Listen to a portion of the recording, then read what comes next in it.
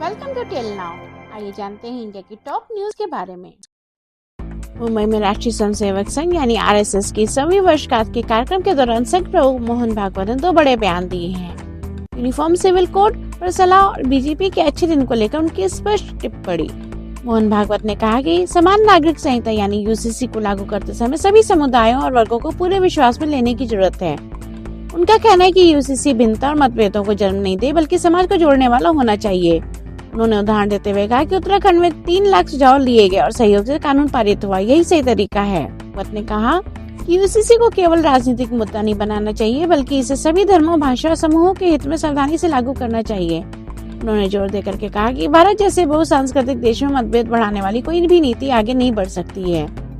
जब उनसे सवाल पूछा गया कि आरएसएस के अच्छे दिन बीजेपी की सत्ता में आने के बाद मिले, तो मोहन भागवत ने कहा ऐसे अच्छे दिन बीजेपी की वजह से नहीं बल्कि आरएसएस के स्वयंसेवकों की कड़ी मेहनत और विचारधारा की प्रतिबद्धता की वजह से आए हैं। कहना है कि आरएसएस ने लंबे समय से राम मंदिर निर्माण जैसे आंदोलन के प्रति प्रतिबद्धता रखी।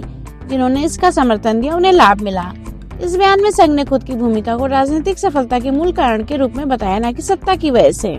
मोहन भागवत ने ये भी संकेत दिया कि संघ और बीजेपी स्वतंत्र संस्थाएं हैं। आरएसएस केवल सलाह दे सकता है, निर्णायक राजनीतिक नेतृत्व और मतदाता दबाव पर आधारित होते हैं। उन्होंने ये भी स्पष्ट किया कि संघ अपनी विचारधारा के तहत कार्य करता है और सरकारों को सीधे निर्देश नहीं देता। ये बयान संघ और राजनीति के रिश्ते पर एक संतुलित दृष्टिकोण को दर्शाता है। भागवत के बयान का मतलब है कि यूसीसी को बिना किसी बहिष्कार और डर के सामाजिक बातचीत से लागू किया जाना चाहिए। संघ की भूमिका और दृष्टिकोण स्वयंसेवकों की मेहनत और नीति प्रतिबद्धता पर आधारित है और राजनीतिक परिणाम सिर्फ एक पार्टी की सफलता की वजह से नहीं दिखते। ये थी मोहन भागवत की यूसीसी पर राय और बीजेपी के अच्छे दिन को लेकर संघ की भूमिका कर अपनी बात।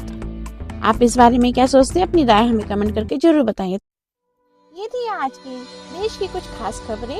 वीडियो पसंद आए तो आप इसको लाइक और सब्सक्राइब करना मत भूलिए। मिलते हैं नेक्स्ट अपडेट में। Thank you for watching till now.